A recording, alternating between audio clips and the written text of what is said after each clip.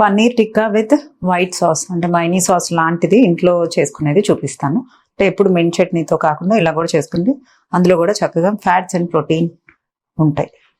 So salt, పన్నీర్ని కొంచెం coating చేసుకున్నాం, chilli powder, కొంచెం పసుపు, అల్లం వెల్లుల్లి పేస్ట్ వేస్తున్నాను, లెమన్ జ్యూస్ వేస్తాను, కొంచెం థిక్నెస్కి శనగపిండి కలుపుతున్నాను. ఇంకొక 5 minutes అలా మ్యారినేషన్ చేసేసి ఫ్రై చేసేసుకున్నాను. సో ఈ మైనీ సాస్కి కొన్ని గార్లిక్స్ వేస్తున్నాను, నాకు కొంచెం ఫేవరెట్ అందుకని కొంచెం ఎక్కువ వేస్తాను. చీజ్ వేస్తున్నాను, అంటే ఇది క్రీమ్ చీజ్ అనమాట, కాటేజ్ చీజ్ అయినా వేసుకోవచ్చు.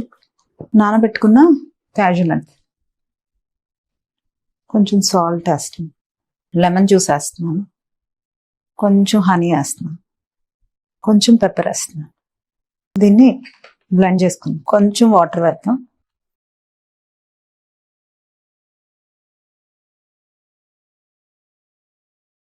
సో ఇందులో సర్వ్ చేసుకుందాం. ఇది నిజంగా చాలా టేస్టీ ఉంటుందండి.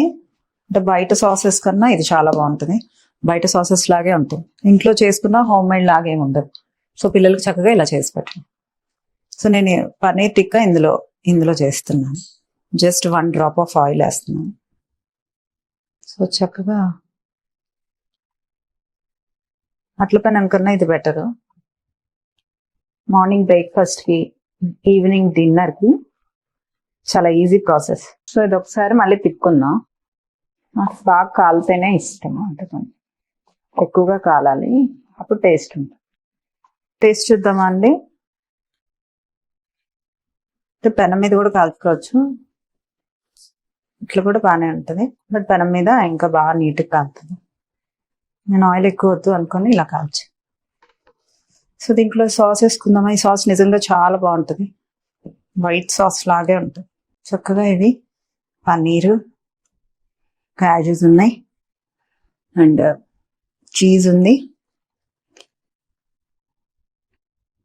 ఎంత బాగుందో! ఎప్పుడు మెంట్ చట్నీతో కాకుండా ఇలాంటి సాసెస్తో ట్రై చేయండి.